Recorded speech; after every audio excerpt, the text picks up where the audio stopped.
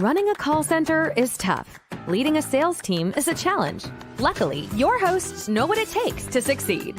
What you can expect from your two guides? Conversations that won't be overly scripted, definitely not salesy or boring, just filled with as much value as possible. Each week, Jason and Oliver will bring you topics to help scale your team, increase profits, and actually feel like you are winning. So, if you are ready to up your game and become the best in the business, tune in, take notes, and be prepared to learn. And here they are with another episode of Call Center Confidence. It's Jason Cutter and Oliver Catt.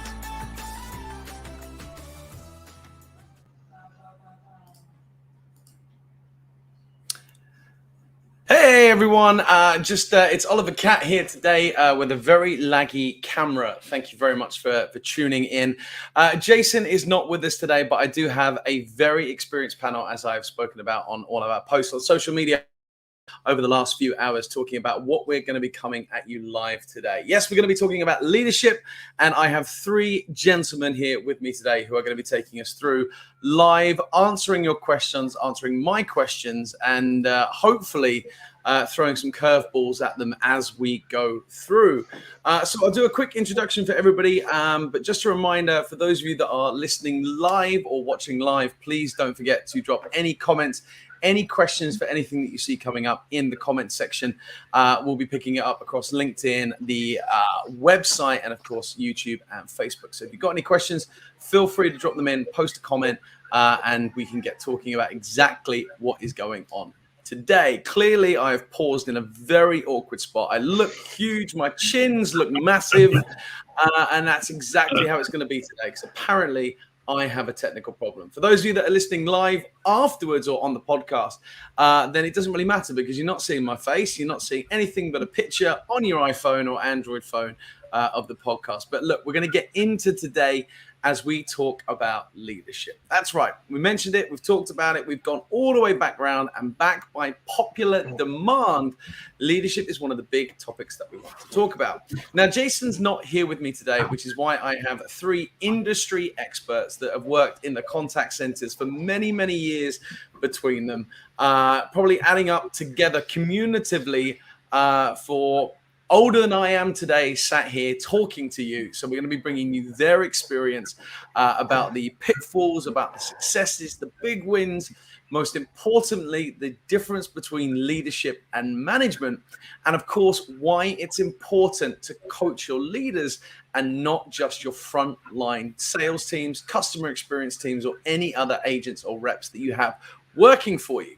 Now, over in the UK, it's 6 p.m. Over here on the US, on the east side, it's 1 o'clock, and it's 10 a.m.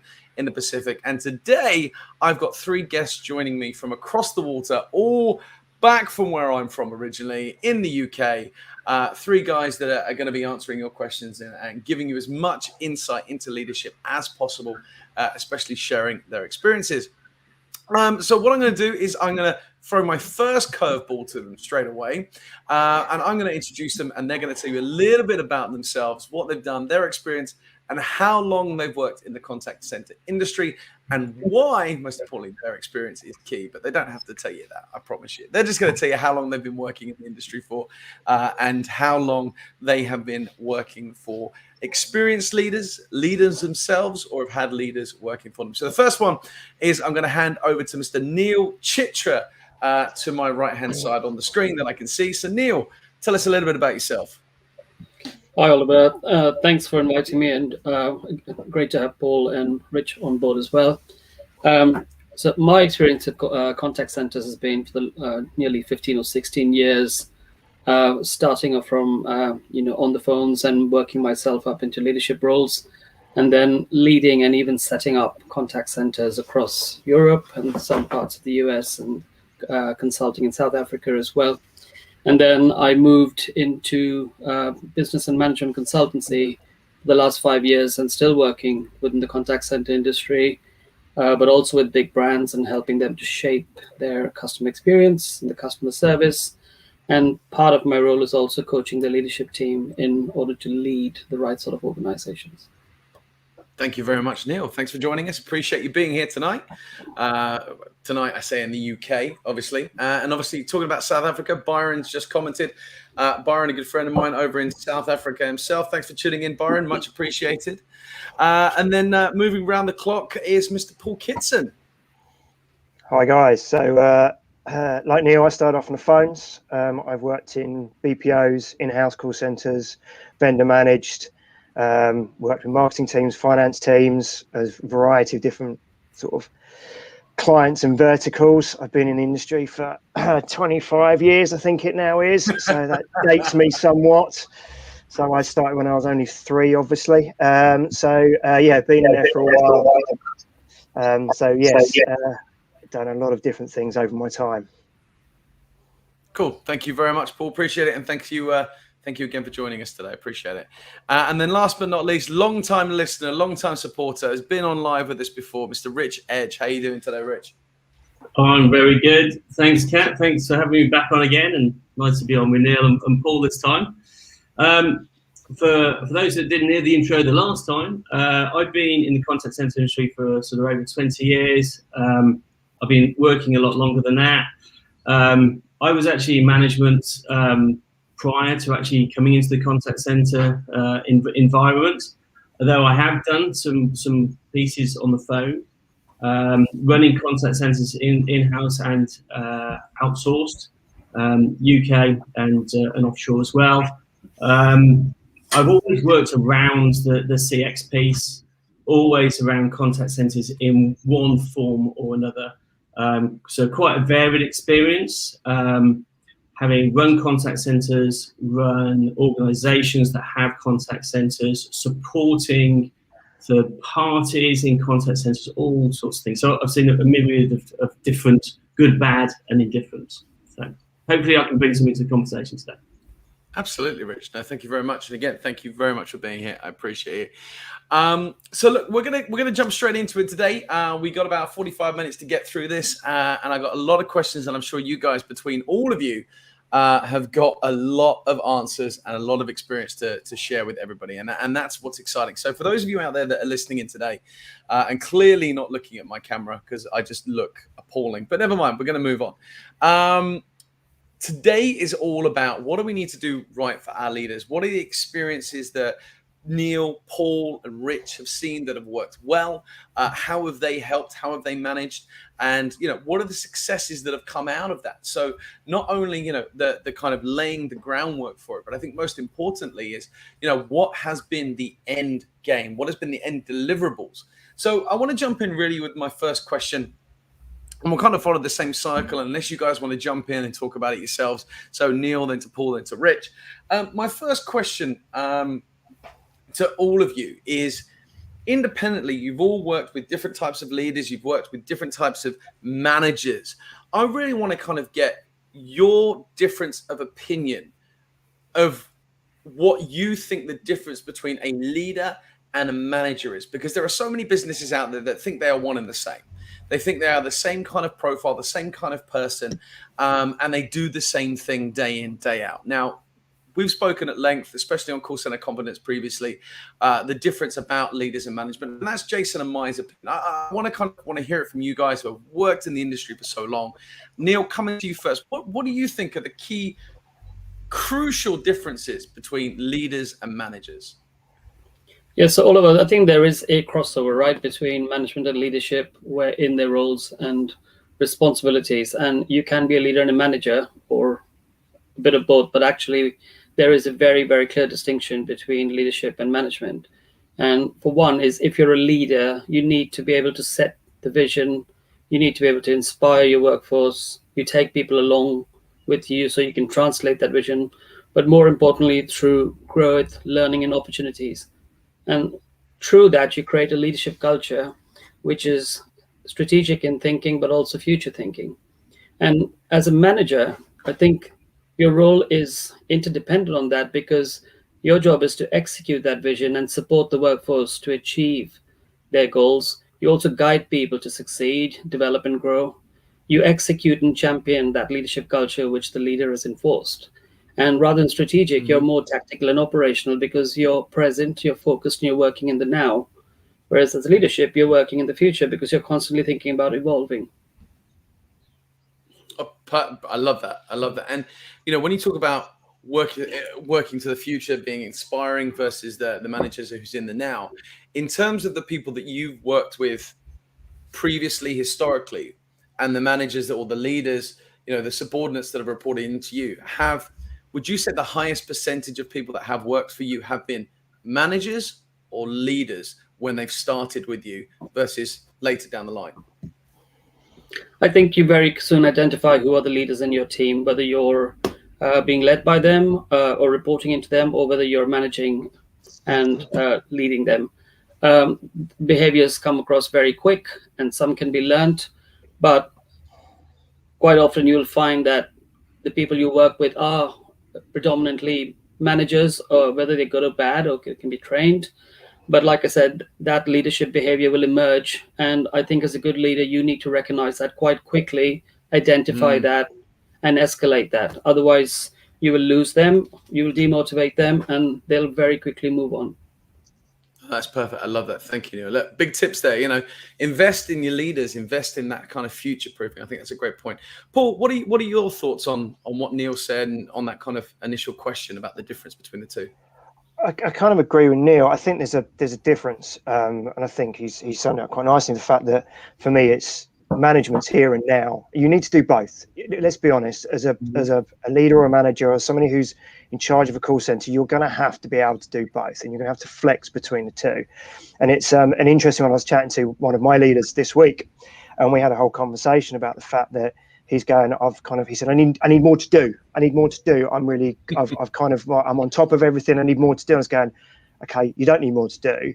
That's your thinking time. That's where you become a leader. That's where you start to think further ahead. It's not about doing stuff here and now. It's right now, lift your head out, think about where you're going to go further. And let's think about where you can then start recognizing people within your team, and going back to what Neil said about recognizing those leaders and then helping them move on in themselves. Because I think you don't need a title to be a leader. You can have somebody on the phone who's a leader who will go that extra mile. And that, I think, is the difference between sometimes when you think about leaderships, those people that are leaders will do the extra. Those people that are leaders tend to be the ones that will go above and beyond what is expected of them every single day, and they will put their team first. And then the first person to turn and go, my team has done a brilliant job. And then the first person to go, it's my fault we haven't succeeded. Whether you look across sport or industry, that's always the same. And when you look at those really good leaders and what they're doing, and it is about, again, manager versus leader. A manager will be instructing you every single day on what they need you to do. A leader will be giving you direction. So when you go back to those leaders that I've worked with, when I think of the people that I've most enjoyed working with as my leader or manager, it was like, we want to go over there, you go and work out how to do it, and I'll help you along the way, rather than we're going to go over there and these are the steps I expect you to take every single day to get there. And that's a very different approach in how you motivate your staff and how you engage your staff, whether that's your leader or whether that's actually the frontline staff. And it's a very different way to think about it. And it's quite a hard shift for people that go from being on the phones to being a manager and even a leader of leaders. That shift of, I need to think further ahead and I need to think about how I delegate to those people to encourage them and engage with them every single day. No, I love that. I absolutely love that. And there's two points I want to bring up on that there and kind of come back to. The first one is the delegation piece. I think that's something that is crucial in any environment like that, especially a contact center, thinking about how you can kind of pass that down the chain, who to, and thinking X amount of steps ahead as you progress, what you can then pass back down to your team. I think one of the things that I've experienced over the years working in contact centers is first-time leaders who have stepped up from the front line find it very difficult to delegate because they've normally been the one that's been delegated to historically, but also at the same time delegating to agents who are on the phone tasks that may be requiring of them to come off the phones, and it's quite difficult in that environment. But as you go up the chain and you are, as you say, a leader of leaders, you can pass that down to other leaders to do for you, and it's a great skill to learn. The other thing I want to talk about, and this is a question to you, is you talked about speaking to one of your leaders at the moment about wanting more to do, as you referred to, as time to learn more, think ahead, become a leader, and develop. what do you think in that time? Do you think that time is wisely used to kind of do more tasks, to learn more skills, or develop using things like online training, LinkedIn Learning, Udemy, all of these courses to help take the next steps? Or do you think it's spending time with other managers and leaders within the business to learn how to become their level? What do you think is more relevant for people in that position? Unfortunately, all of it. I think is you learn from other people, don't you? That's the point. Is like you talk about two different things. You need to. So there's a couple of things there. One, you need to see somebody demonstrate the best behaviours, and whether you've got a good leader, manager, whatever it is, you can always learn something positive or negative, and to take away something from that. When you talk about learning, I think as a leader, you always have to be learning, and you always have to be challenging. And actually, to be very honest with you, the guys who work for me, and I'm working in quite a small team now, so we're quite close. I've moved away from the hundreds and thousands of people that I've managed in the past.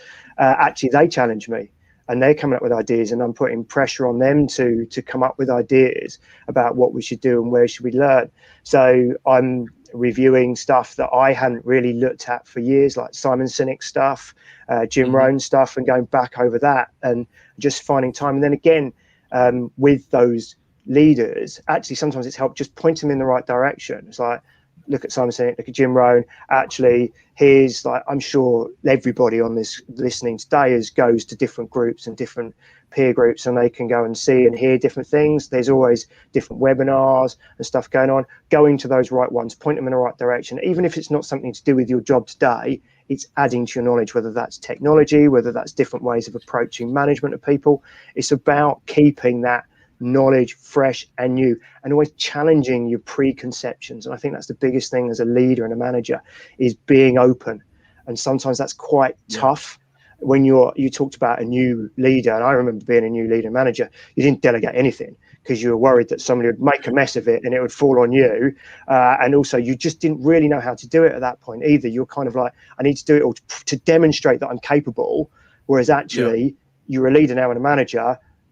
Being able to delegate does prove you are capable, and people sometimes don't take that into account when they're thinking about their roles and their responsibilities and what they do and how they need to support their team, because that's the whole point, isn't it? We're all there to support our team, and everything we do is to support our team, because they're the guys across all of our call centers talking to our customers, either sales, retention, customer services. They are the ones that need support. So it's how do we support them, and as a leader you need to work that through. No, I love that. I love that. Thanks. A big takeaway from that one as well is the big word from my perspective is delegation and learning how to delegate. I think that's a very poignant piece. Thank you. Just a quick comedy moment that I have to bring up right now before I move on to the same question with you, Rich, is Rich pulled to me, and I don't know whether this is the same for everybody else watching. You're both at the bottom, and looks like you're both sharing a glass of water. Every time you put it down, Rich picks one up, and it looks like the same pint glass. And he literally, guys, go back and watch this. Like 18 minutes in, they are sharing a glass of water over the bottom. I can see it. I don't know if anybody else can. The thing is, you know Rich and me very well. That's probably not water. Let's be fair. Yeah, that's right. Paul's got stronger stuff in the back cave. No, thanks, Paul. No, I appreciate that. All right, Rich, coming to you. Same kind of question. Talking of the delegation, picking up on the development piece as well. What are your thoughts and feelings on that? So, for me, I mean, Paul was saying, managers tell people what to do. When I'm talking to people about leadership skills and that sort of thing, and trying to coach and encourage them. It's very important that people understand the difference. And to be honest, lots of companies really mix these two things up, and they think because you're a manager, you're going to be a leader. Well, yeah, we would love that to be the case. That's not always the way. Managers tell people what to do. They have people reporting to them. They give people direction. Something happens and they react to it and sort it out. They hold authority and power. Now, that's you're managing the situation, the operation. You're managing the day-to-day. New things come in, you manage it. That's managing. Leadership is a level on top. You need to be a level of management to have some management ability to have some leadership, and it tends to be people who are motivational. They can motivate their people. They're visionaries. They have good ideas. They don't just take change and do it. They create the change. They make it happen. They don't just work in a silo. They support people to develop themselves and develop the operation and the team. Leadership, if you say, right, are you a great leader? I go, and you say, well, yeah, I'm a great leader. I say, well, okay, so let's ask the people that report into you if you're a great leader. Because that's where you're really going to know your strengths and weaknesses as a leadership. You know, do you ask questions? You know, are they your subordinates, or do they follow you? Do you motivate them? You know, all of those things. Those are leadership qualities. Not everybody can be a great leader, but you can always support somebody to become a better leader. Some of it, I believe, is a natural ability. Some people, you know, have that, you know, leadership abilities are built in, and it becomes easier for them. Like any walk of life, anything that we do, some things are become easier to some people than others. Yeah. But leadership for me is, you know, somebody with vision. They've got to be able to articulate and communicate that with the team, to motivate them, to inspire them and organize it. And if you add that vision plus organization and communication together, you get equals the results piece, which I'm sure we'll come on to talk about. But they are two very distinct things in my mind. And I've seen, you know, fantastic leaders. I've seen people that think they're leaders and are not leaders.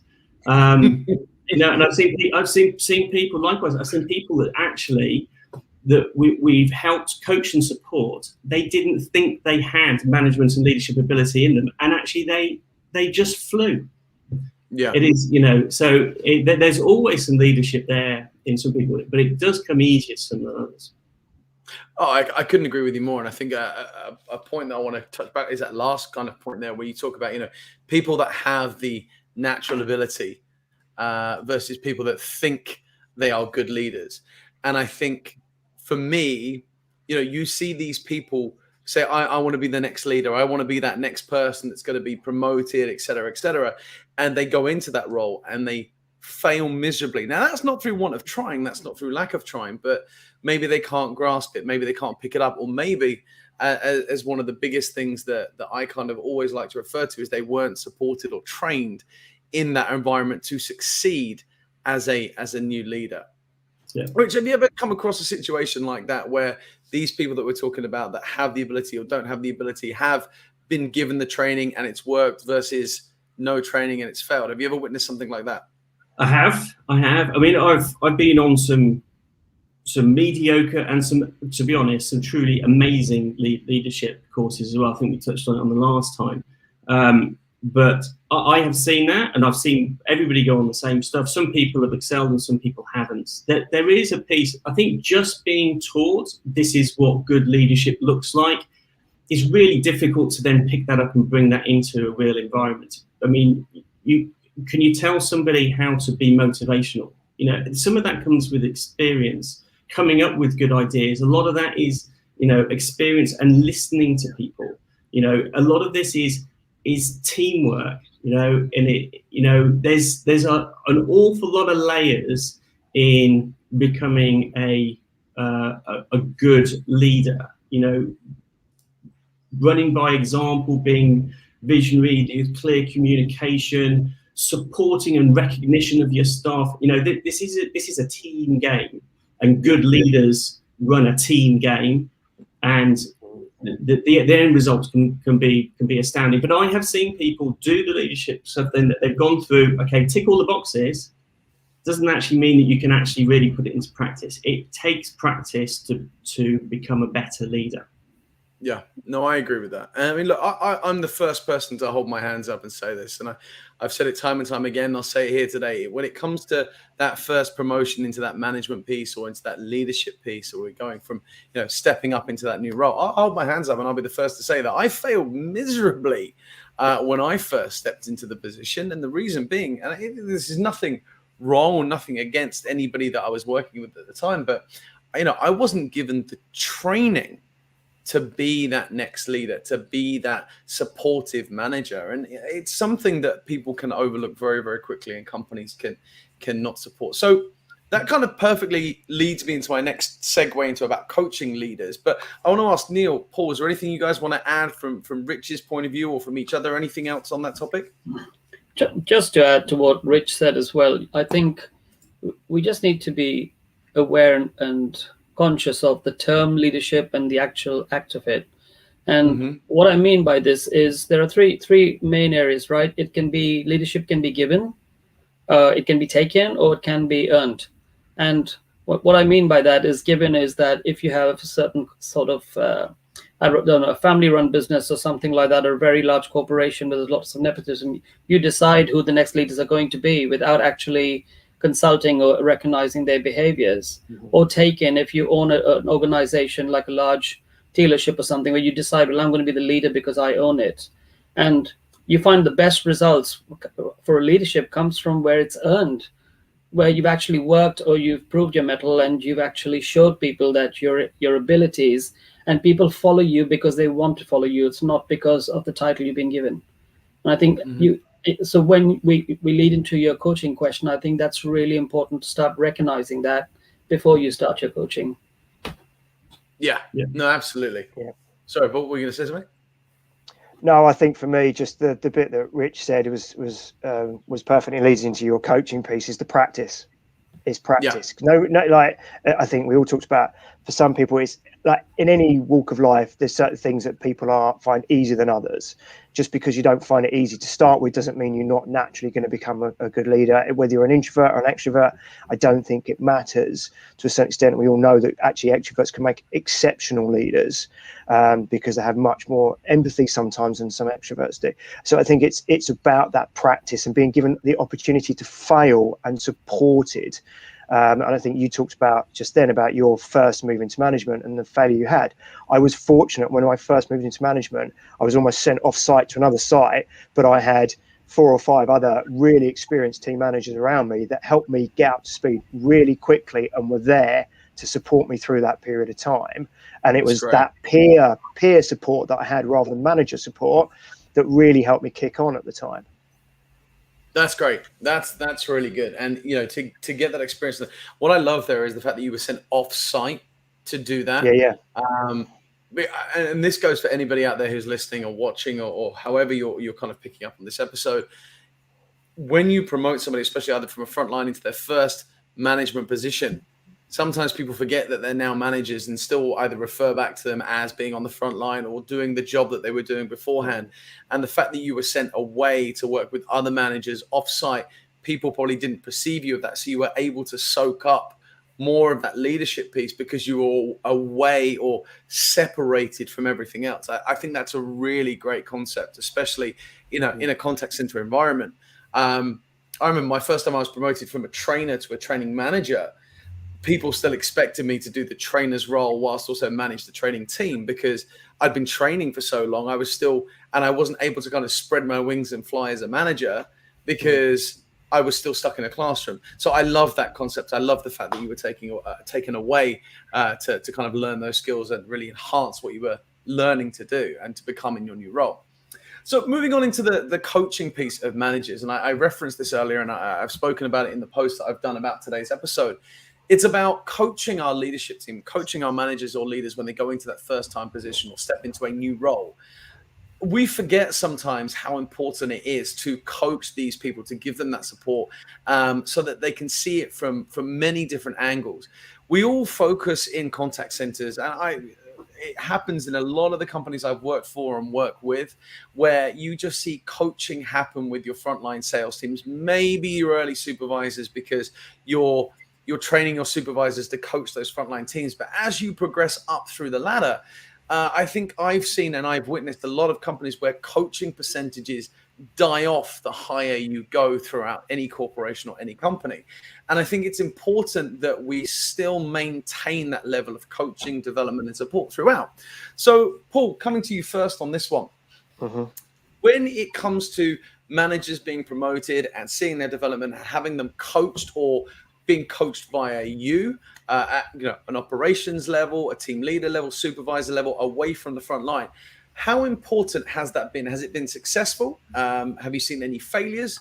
What have you got to share when you talk about coaching the leaders that have worked for you previously? I think all coaching, no matter who you are and what level you're at, is key. Whether that you're the CEO all the way down to somebody on the front line, you're always going to get something out of coaching. Whether that's from your manager, whether that's from your peers, whether that's from an external source, I think it's really key. I think for me, the challenge you've always got when you talk companies is there is an expectation that you can already lead and manage if you're in that role, you've been promoted to that role or brought into that role. But there's also a challenge that businesses have in recognizing the ROI for, I think somebody mentioned it earlier on, a return on investment that you have when you're investing in these coaching for your staff.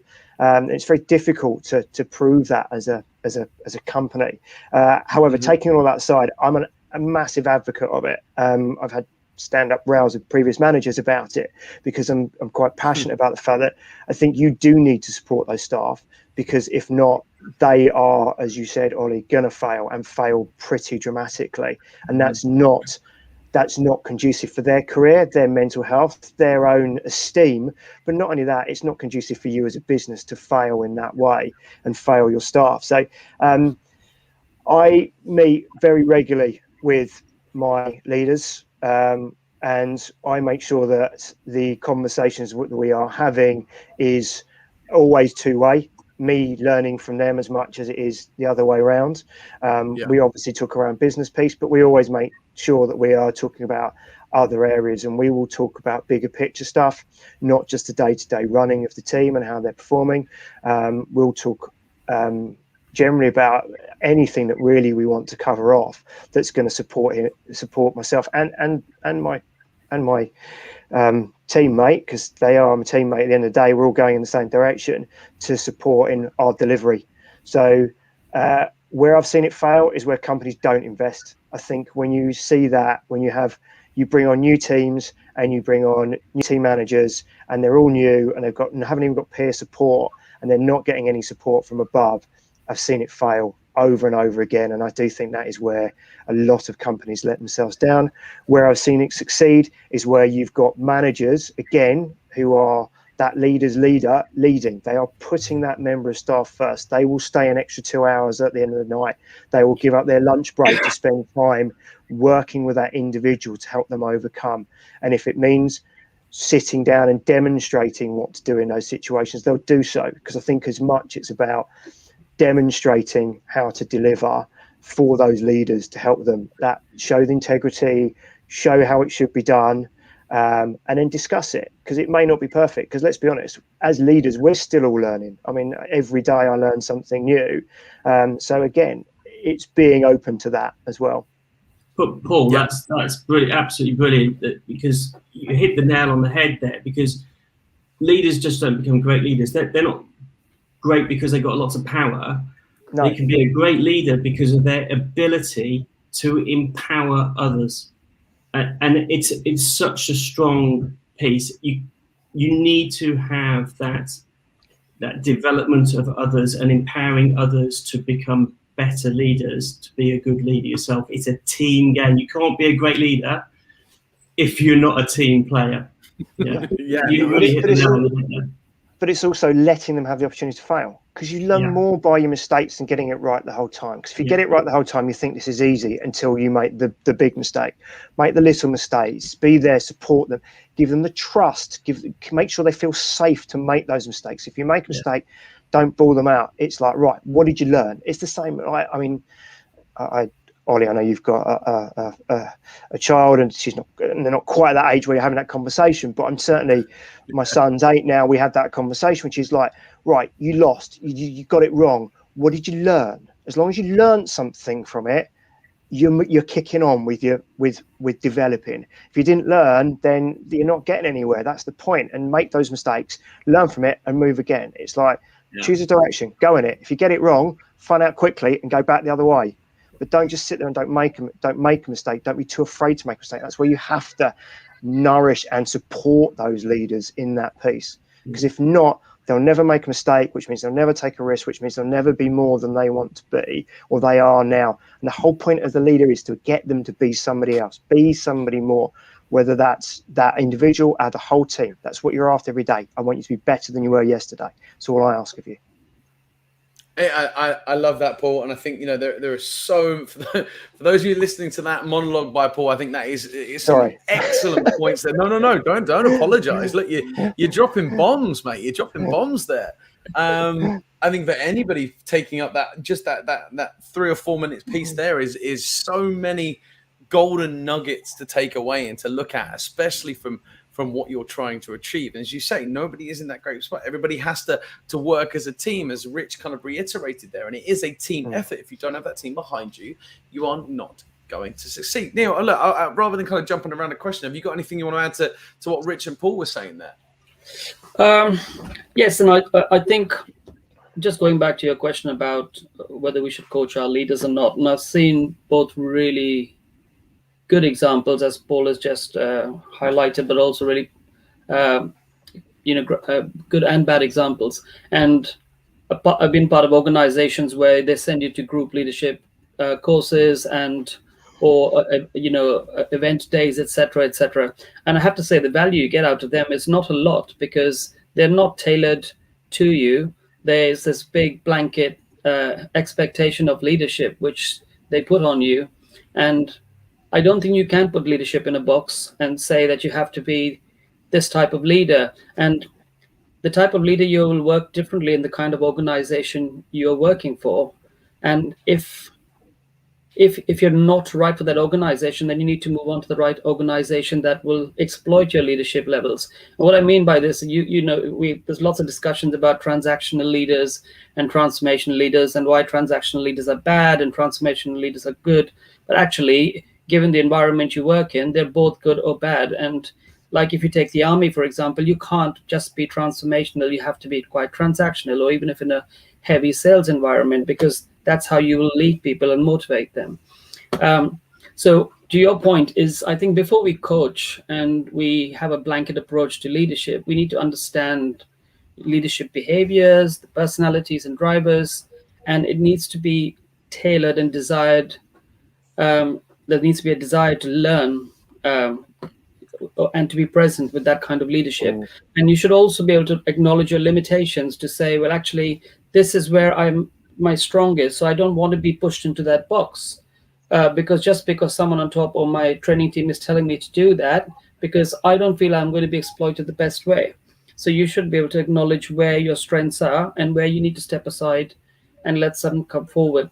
And my point is that this is why I think there should be a lot of investment in coaching, especially when you step up. Like Paul said, the more senior you get, the less coaching you get. But I think the more senior you get, the more coaching you need, is because you're left to your own devices. You have learned behavior, and you don't have time to reflect on how your leadership behavior is affecting the environment around you. So I think it's time to stop and breathe and bring coaches in who will help you identify your traits, identify your desire to learn, your personality, and then tailor your leadership according to what you will get the best out of. And a simple example is, there's so many of these different assessments you can do on your leadership traits and your leadership behaviors. And you find in the older world that if you were red, most leaders would be reds because they were forward-thinking, quick decision makers, etc. And actually, you find now that actually a balance between red and yellow is a much better fit, because you got people who will run forward, but they'll take people along with them. They'll stop and explain what they're trying to achieve. And I think once you teach people to identify their traits, then you can sit with the coaches or a coaching company and start tailoring that to the person themselves, and then you'll get the best results. That's brilliant. I want to touch on a point, and I want all three of you to think about this and kind of jump in where you want to go. Couple of key points that I really want to pick up on is first of all, yes, I mean, the coaching of the manager and the supervisor is fundamental. And I've seen companies win at it. I've seen them deliver excellent coaching programs for leaders and managers throughout. And I've seen other people that have gone, do you know what? Coaches and managers don't need training. Let's just bring in somebody who can train the sales guys, and we'll leave those to their own devices. When it comes to things like that, I think we let our managers down, which in turn has a knock-on effect to the frontline teams because they're not getting the support from the people that need that.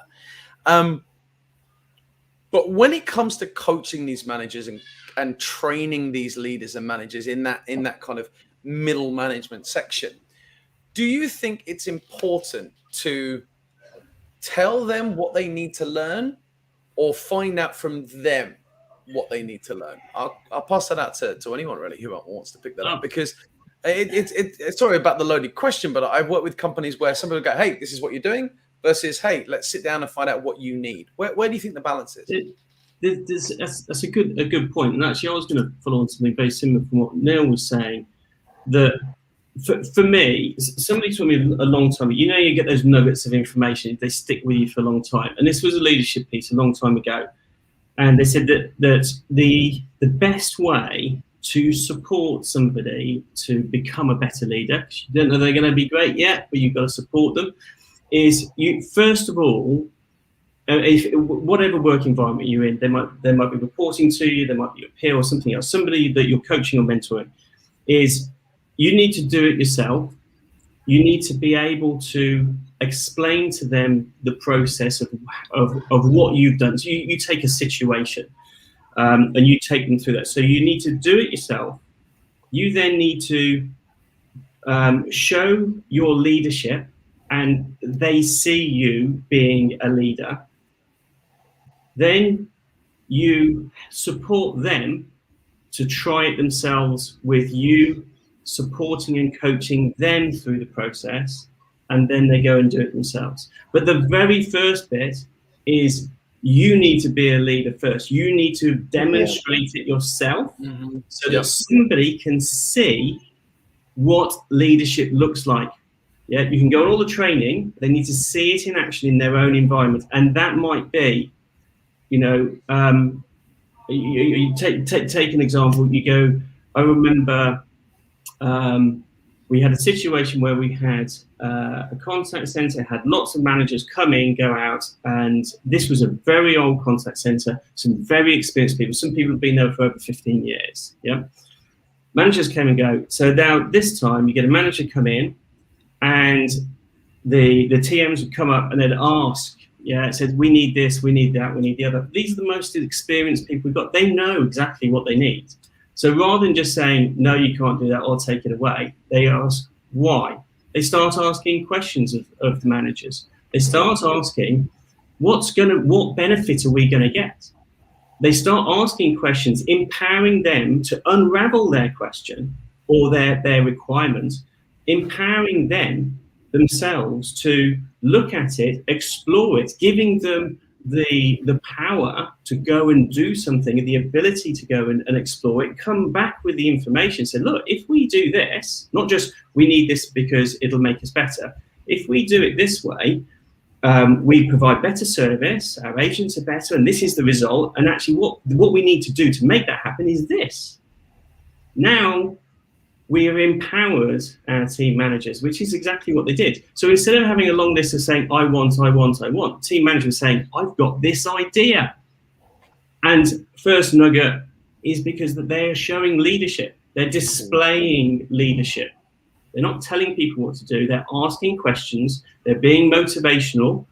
When people come up with good ideas, they action them, showing leadership. So but the first bit for me is you've got to do it yourself, and then if you follow the other steps, then you can help people demonstrate to become a leader. And that is the coaching bit, not just going on the course, but actually coaching them so that they can actually do that themselves. Correct. And Ollie, to highlight your question on whether we should tell them what coaching and training they need, or whether we should be asking them what coaching and training they need, I think there's a balance, right? Because at the end of the day, you're an organization and you're spending money, and your objective is to make money and to please your stakeholders. So if you're investing in your people, you need to make sure that they're delivering the results that the organization needs to deliver in order to make money. Mhm. And so in that sense, you are going to tell them what traits are required from you, or what kind of leaders we need within the organization to help us to achieve those goals. And if they're not the right people, then you bring in the right people. But then there's also a balance of people stepping up, like Rich said, and asking and saying, how do I become a better leader? And these are the things I need to become a better leader. So I've been told I'm a great leader, but I feel I'm not great in communicating, or not great in engaging with people, or not great in messaging. So then it's the balance of saying, well, actually, these are the necessary trainings and traits you need, and these are the desired ones. So you combine them and you get a more powerful mindset. Yeah. No, I love that. I love that. Vision, communication, organization, and motivation. That's always been the piece, the building blocks for me that's come with that equals empowerment and results. No. So I think it's a great little list. Paul, sorry, go on. Sorry, there's something just to add on that. I think the question you ask is, should you tell or should you ask? Again, I think it's both, but I think you have to be aware that as a new manager, I don't know what to ask. So therefore, what training do you need? I don't know. I was on the phones yesterday. I don't know what I'm doing, kind of, mate. So it's like you can't. So you've got to try and help lead them. I think sometimes it's, as they go through their career, they'll be able to better tell you where they think their gaps are, and you'll be able to confirm that or support them through that. And that's where I think that's where you get into the coaching thing. Whereas, as Richard talked about, I'm not asking, this is what I intend to do. And there's a very famous story about that happening in the US Navy in the submarines. The fact they always used to have to ask the captain to do anything. And they actually changed it. One of the captains, it's a very famous story, and I can't remember which captain it was. He changed it so he had to ask for intent. So I intend to do this. I'm not asking anymore. I'm intending to do this. So you empowered that person to make that decision. And that's where I think it is. So if you go to if your member of staff goes, like, I intend to learn this because I think this will be useful for my career. It's like, yes, I think it is, or no, I don't think it is. And that comes back to what Neil was saying about whether, are you then saying does it match where the business is going as well, or is you just going off on a tangent? And that's, again, where as a leader, you need to guide and question and ask, why are you going through that? Why do you want to go in that direction, to understand where the thought process is, rather than just shutting it straight down and go, no, that's not where we're going as a business. Why do you think that's the right way to go? And talk them through that piece, because it's about that. If they understand it and you talk through it, and you get their buy-in as it's correct or not, then you will then be able to get their buy-in to move forward. And again, as a leader yourself, you're bringing that person on that journey with you, rather than just shutting them down. Because again, if you keep on shutting people down, they'll stop talking. That's the last thing you need. You need them to keep coming with ideas. It may not be where we want to be, or it may not be we might not have the money for it, whatever it might be at the moment, but you need to keep having those ideas, because if not, you shut them down, that's it. The moment that your staff are silent, you know that you've lost everybody's hearts and minds. And nobody wants to be in that position. Sorry, Neil, go on. No, I was just saying, on the opposite side of the spectrum of what Paul just explained with the US Navy as well, because we've seen that leadership can be cultural as well. And, when I was doing my MBA, we did some really good examples. And one story which stuck with me was about a Korean airline where the co-pilot, because he was junior, saw the signs of things going really wrong, but his captain said everything's okay and didn't want to challenge, so just kept quiet and let the captain take the decisions. And they had a plane crash, and they picked up the conversations on the black box later to understand that, and said, well, he should have stepped up, he should have said something, but because that cultural differences, I said, well, actually, don't challenge your leaders. You've actually suppressed somebody, and the consequences have been quite disastrous. Yeah. But I think you see that in all businesses, where you can see if people aren't open to cultural, if people aren't open to that cultural thing, or being challenged as a leader, to be challenged and to take on new concepts and new ideas, then if you shut people straight down, then you as a leader are not demonstrating good leadership skills at that point. I think that's the point, isn't it? As a leader, you're always learning, you're always open-minded, and you're always empathic to what is going on with your staff at that point. And that's where the coaching comes in, right? Because you need to coach your leaders to be open-minded, to let people step up, and to know when to step aside, because we have to remember, a leadership role is not permanent, it's transitional. You will not continuously be the leader of that organization, that department, or that area, because somebody will want to step up and do things better. And as a good leader, you will step aside and let them take over, because they are going to lead the organization to where it needs to be. I think you're right in so many angles there. And I think one of the big key things is, as you say, if you keep telling somebody no, eventually they're going to shut down and switch off. And that has a whole magnitude of ripple effects throughout everything, from people not actually wanting to speak up anymore to people then going back in their box in their corner to leaving. It has such a big knock-on effect in so many ways that you can't tell when you put somebody down so many times. And I've seen it. I've witnessed managers that come up with ideas after ideas. And do you know what? It might not be the right time to implement it. It might not be the right time to do it. But it's not about you justifying as a leader why you can't put this into place, but saying, as you said, keep coming to me with these ideas, just not right now. And it's not the whole no, sit down, shut up and stay in your corner. And I think that's fundamental for any new leader, any experienced leader going forward, because if you have somebody who has potential or is showing potential, you want to keep them in your business and you want to keep getting ideas from them every single step of the way. And that's a great point. Yeah. Look, we got through like half of the questions that I wanted to, because there's so many bombs have been dropped today. And I think that, in a few weeks, guys, we need to get you back on and kind of pick up everything else I wanted to go through, especially before this kind of hour runs out. But for those of you that have been watching and listening today, Neil, Rich, Paul have dropped some amazing tips, facts, techniques, things to do that you can implement in your contact center today. It's that simple. And there's so many more to talk about in the future. So guys, thank you very much for coming on. Don't worry, we're not finishing just yet, but we'll definitely be having you back for more of these conversations in the long run. What I really want to just touch on before we disappear, and I want you to think about this for a moment whilst I'm talking, so I can kind of come to you and get your summary. But I want to talk about what you feel, what you believe are great leadership traits that leaders are either born with or they can pick up and learn along the way. What do you think are the best leadership skills that people can go out there and learn or watch? Or if you have any tips or techniques of things they should be reading, watching, or picking up from right now in the real world, on LinkedIn, on social media, on learning sites or anything like that. What do you feel are the best tips, techniques, and skills that leaders out there today should be either implementing, picking up, or learning today? So think about that just for a moment. But for those of you that are watching live, thank you very much for joining us. Stick around for these top tips for just at the minute before we wrap up today's episode.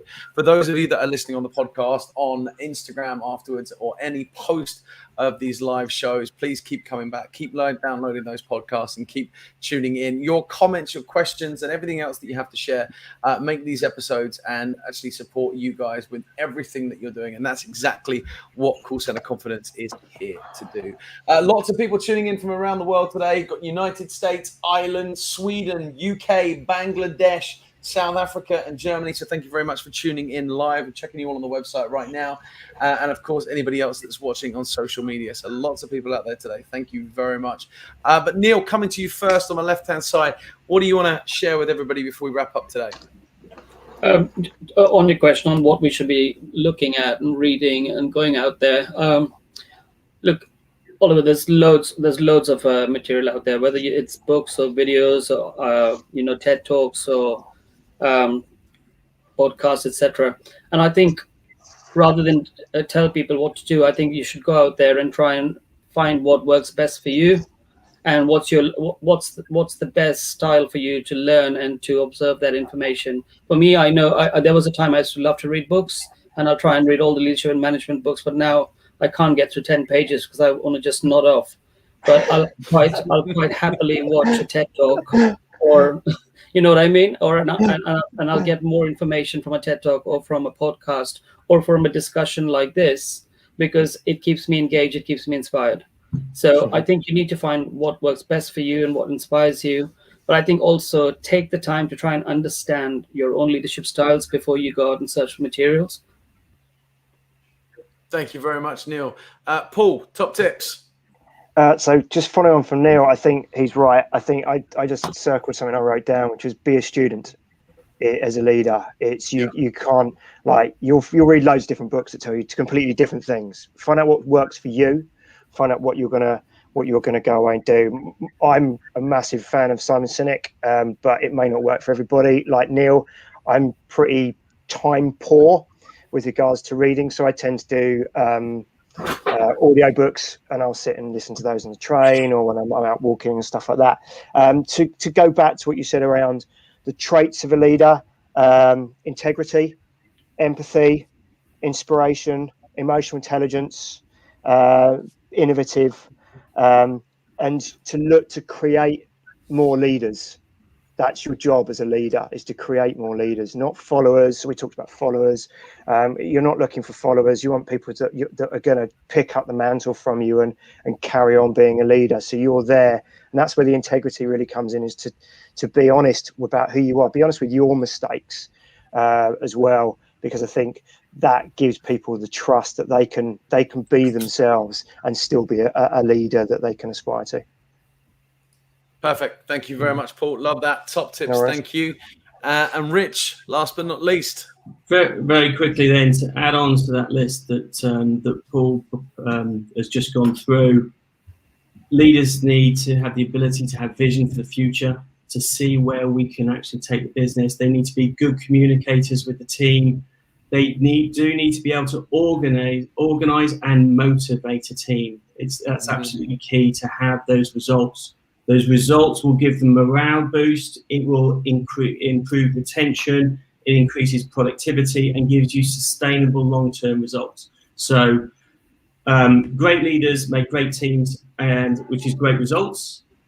My recommendation were, I like Simon Sinek, I like John Maxwell, but my top tip would be, if you want to learn how to be a good leader, look around you and see who you think is a good leader and go and get them to mentor you. Because if you can see the leadership qualities in them, even you don't even need to know what it is, but if they motivate you, if they motivate the team, people gravitate towards them. They have followers because people believe in them. You found yourself a leader, go and ask them to help you, because they will have some natural ability or the experience.